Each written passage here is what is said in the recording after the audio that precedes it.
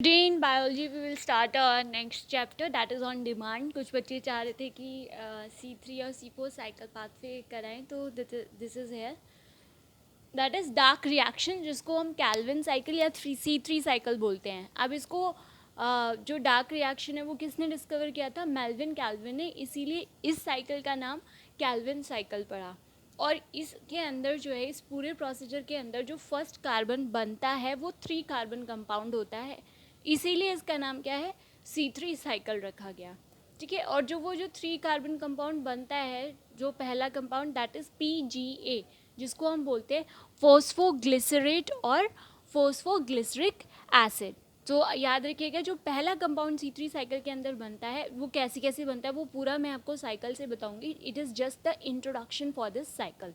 तो पहला carbon compound क्या होगा? 3 कार्बन कंपाउंड होगा और क्या नाम है उसका? PGA जिसको हम फॉस्फोग्लिसरेट या फिर फॉस्फोग्लिसरिक एसिड बोलते हैं. अब जैसे कि एग्जाम्पशन किया गया कि अगर 3 कार्बन कंपाउंड बन रहा है तो ऑब्वियसली एक तो CO2 अंदर जाएगा वो, और उसके साथ कोई 2 कार्बन कंपाउंड होगा जो मिलके 3 कार्बन कंपाउंड बना रहा होगा. But this exemption was totally wrong. जो एक्सेप्ट कर रहा था इस CO2 को that was not 2 carbon compound, that was 5 carbon compound.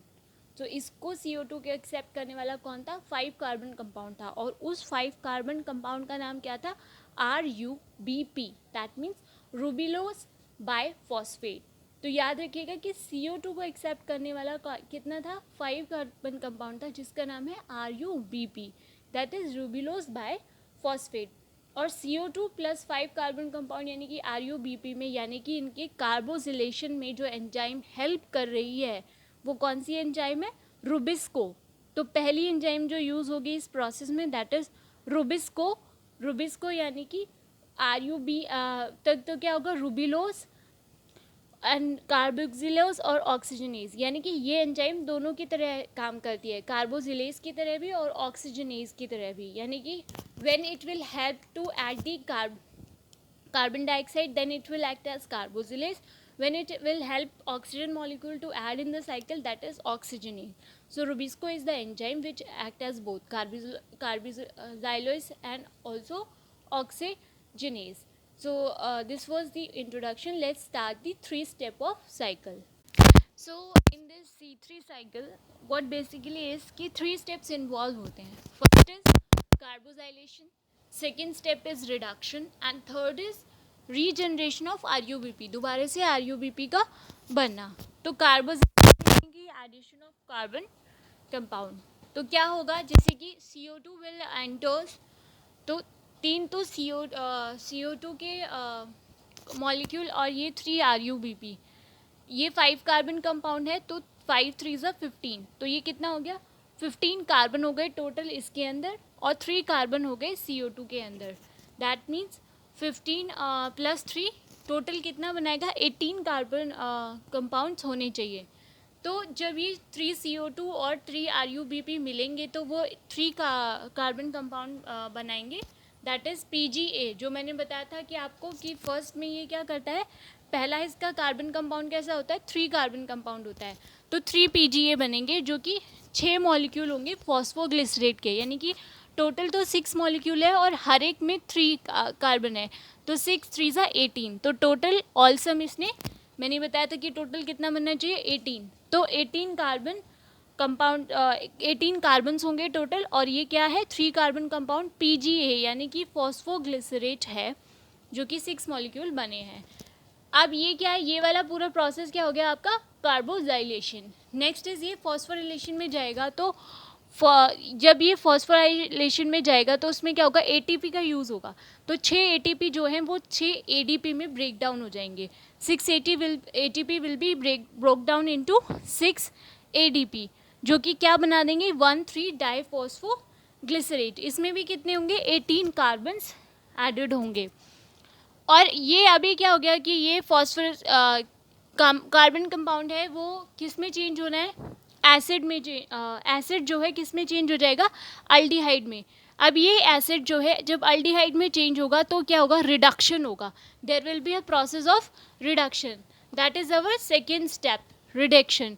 जब एसिड अल्डिहाइड में चेंज होगा, यानी कि फॉस्फोग्लिसरल अल्डिहाइड, यानी कि PgAl में चेंज होगा। इसके भी कितने 6 मॉलिक्यूल्स बनेंगे, 6 मॉलिक्यूल्स ऑफ PgAl। तो उसके लिए रिडक्शन के लिए हमें क्या चाहिए, nicotinamide adenine dinucleotide phosphate hydrogen, जिसको हम बोलते हैं NADPH2। तो 6 NADPH2 किस में चेंज हो जाएंगे, 6 NADP। यहाँ पर मैं आपको एंजाइम मेंशन करना भूल गई हूँ, वो वैसे मैंने आपको इंट्रोडक्शन में बता दिया था कि जब RUBP कार्बन डाइऑक्साइड के लिए से रिएक्ट करते हैं तो कौन सी एंजाइम यूज़ होती है, रुबिस्को, जो कि कार्बोजिलेस और ऑक्सीजनेस दोनों की तरह एक्ट करती है। तो यहाँ पर एंजाइम रुबिस्को चाहिए आपको 3PGA बनाने के लिए। तो ये एसिड यानी कि PGAl में चेंज हुआ, उसके लिए 6 NADPH2 6 NADP में कन्वर्ट हो गए। This is known as reduction process. अब जब ये 3 PGAl बन गया है, 6 में से 1 PGAl जो है वो साइकिल से सेपरेट हो जाएगा, साइकिल से सेपरेट हो जाएगा, और बाकी 5 PGAl चले जाएंगे further process regeneration of RUBP के लिए। तो 5 PGAl में क्या होगा कि 5 फॉस्फोरस होंगे, तो 2 फॉस्फोरस विल गिव आउट और 2 फॉस्फोरस आगे चले जाएंगे for the regeneration of RUBP। तो 5 PGAl किस में कन्वर्ट हो जाएगा, राइबुलोज 5 फॉस्फेट में चेंज हो जाएगा। अब इसको भी फॉस्फोराइलेशन होने के लिए, यानी कि ये क्या बनेगा, दोबारा से जाके RUBP बनेगा। तो जब RUBP बनने के लिए इसको क्या चाहिए कि इसके 3 ATP will be break down into 3 ADP to become RUBP. So let us see once again क्या होगा। फर्स्ट में RUBP क्या होगा, कार्बन डाइऑक्साइड के साथ रिएक्ट करके क्या बनाएगा, 3 कार्बन कंपाउंड PGA बनाएगा।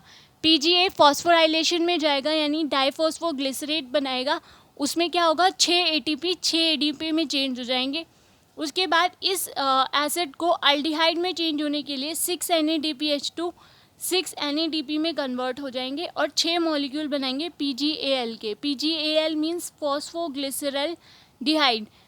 6 मॉलिक्यूल में से एक molecule will given out to produce 1 molecule of glucose, that is our product. और 5 PGAl will further converted into ribulose 5 phosphate, जो कि फिर से RUBP रीजनरेट करने के लिए 3 ATP 3 ADP में कन्वर्ट हो गए, 3 मॉलिक्यूल्स ऑफ RUBP देंगे। और जो इसमें क्या होता है, अब इसमें टोटल ATP, अब 1 ग्लूकोज को बनने के लिए ATP कितना चाहिए, C3 साइकिल में there should be 18 ATP। 18 ATP चाहिए किसको, 1 ग्लूकोज बनाने के लिए। और इसके अंदर NADPH2 जो होंगे वो कितने लगेंगे, NADPH2 कितने लगेंगे, 12 लगेंगे, क्योंकि ये अभी हमने एक ही साइकिल का बात की है, लेकिन ये C3 साइकिल है। तो 12 NADPH2 विल बी यूज्ड। और NADPH2 की फुल फॉर्म अगर आप लिखना चाहें लिख सकते हैं, निकोटाइनमाइड एडिनाइन डाइन्यूक्लियोटाइड फॉस्फेट हाइड्रोजन। सो समझ में आ गया, 3 स्टेप्स होते हैं कार्बोजिलेशन के, जो कि यहाँ पर हुआ कार्बोजिलेशन, रिडक्शन में जब एसिड अल्डिहाइड में बदल गया, और यहाँ पर जब रीजनरेशन दोबारा RUBP का हुआ। सो ये याद रखना है कि एक मॉलिक्यूल ऑफ ग्लूकोज बनने के लिए 18 ATP चाहिए और 12 NADPH2 चाहिए C3 साइकिल में। So that was all about C3 cycle.